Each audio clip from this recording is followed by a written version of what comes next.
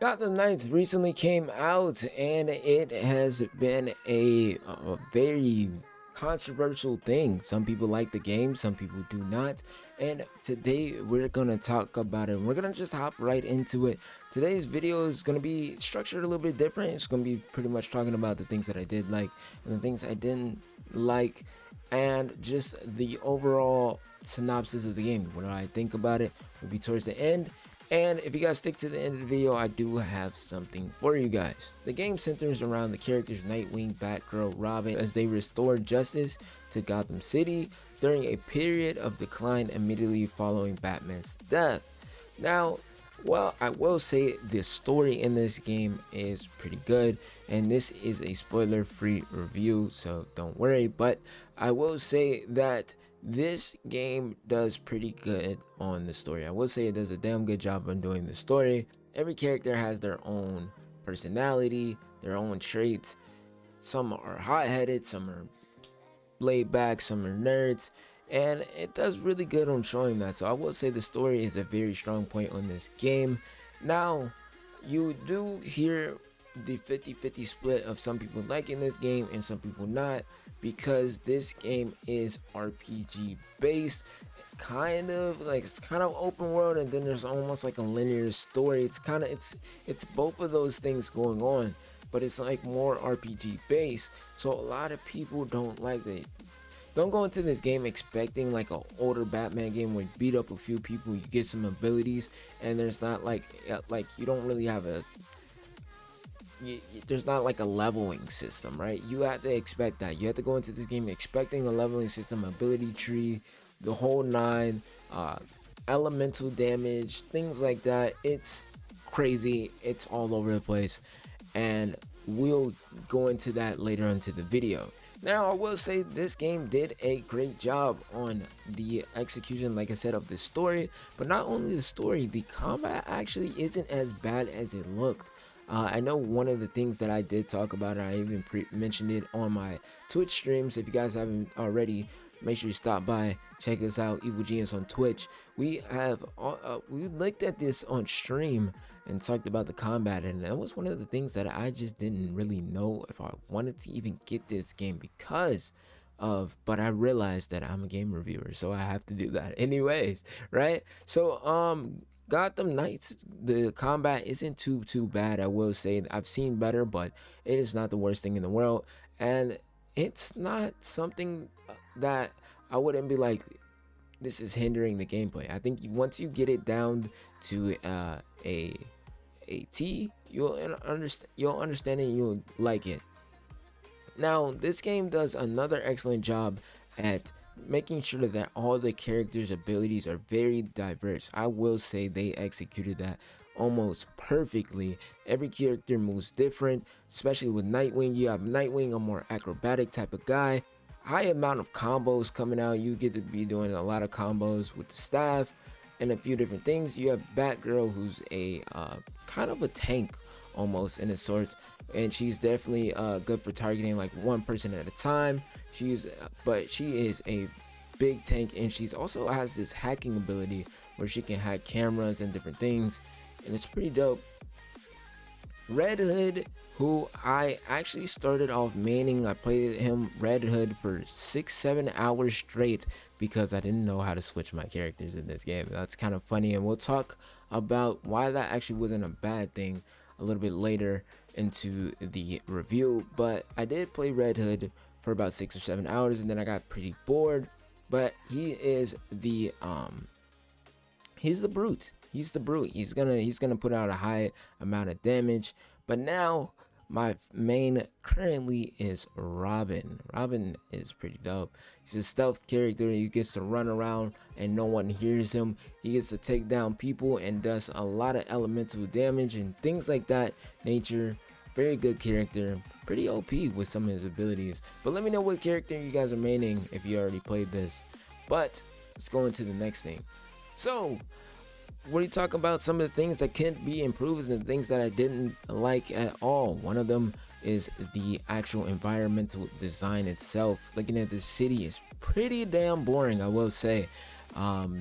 This city doesn't really have a lot of things going on. Just a tall buildings, bright lights. Now, so I will say, when you get to the ground level, some of the actual areas in the game do look pretty good. They look pretty nice when you get to the ground level, but if you're going across of buildings and things like that, it's not a pleasant sight at all. I will say that. Other thing I did not like is the fast traveling system in this game. Well, it's not more say about the actual fast travel itself, it's just how to possess the fast travel. And I will say, if you guys do get this game, I will say do the first like 3 main story missions immediately, because if you're like me and try to unlock your knighthood first, you get to grapple around the whole city until you unlock fast travel, and it was not fun at all.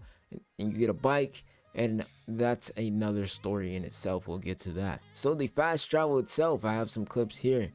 It is very bad.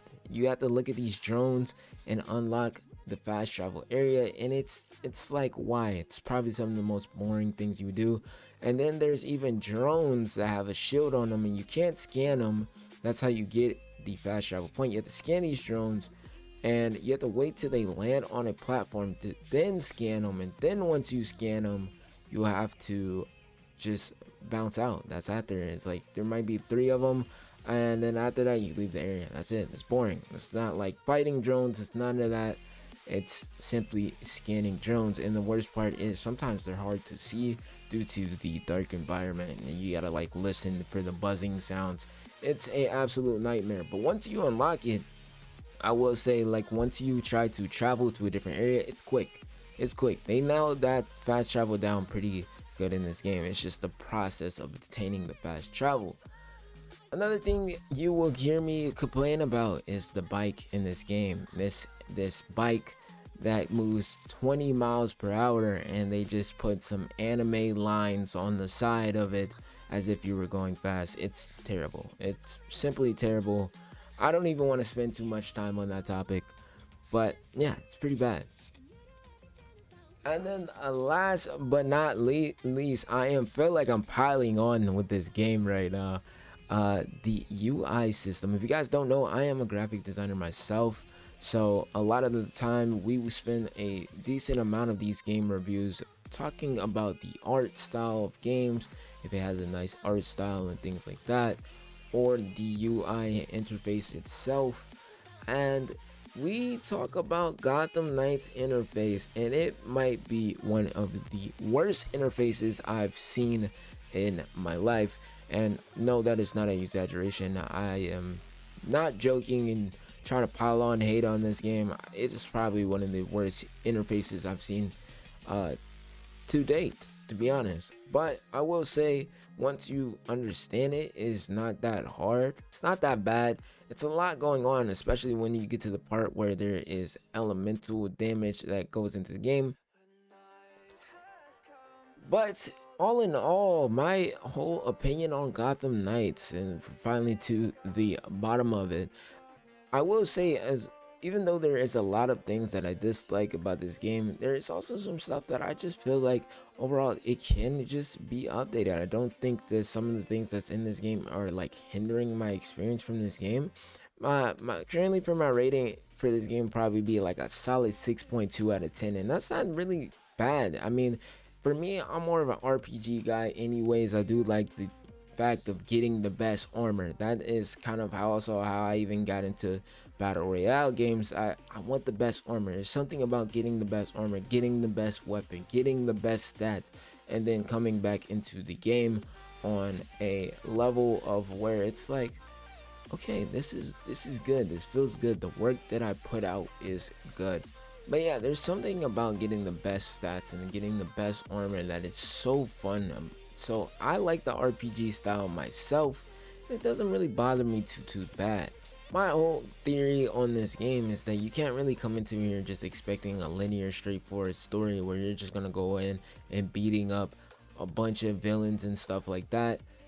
That game isn't this. If you like RPG games and kind of that grind feel, it's not like super grindy, because honestly I haven't grinded for a damn thing in this game. I've just kind of played it and I just got the gear and we'll just keep moving forward. I haven't had to stay in a certain section and beat up people for absurd amount of time, right? I do think this game is pretty good if you don't play it 24/7. I think people wanted a game where they can go through and bomb rush it, and if you don't like that repetitive type of thing where you got to do something in certain missions and you're playing it for a 12-hour session, you're definitely not gonna like the game, right? If you play it for about 4 hours, do something, go outside, touch some grass, come back, and then play it for a little bit more, I think that the game serves its purpose in that way. It's not meant to be played in long strides, and I think that's where a lot of people are getting this misconception of this game. A lot of people are talking about it's repetitive. It's not meant to be played that long, like I said. Nonetheless, it's my review on Gotham Knights. I don't think it's too bad. Let me know what you guys think personally, and I appreciate y'all coming through and checking out the video. And for the people that stay to the end, I have something for you. If you guys do enjoy the reviews and things like that, if you guys do want to support me, I do have a Patreon where I will be leaving the link down below, because currently I do not make any money from YouTube. So if you guys do want to support, and just even if it's consider subbing to like $5 a month or $10 a month, I post my art that I do on the side there, and we're currently adding a new tier for my YouTube subscribers where I'll be giving credits to all my Patreon people at the end of my video. Thank you guys so much for watching. It's your boy Evil Genius, and I'm out of here. Peace.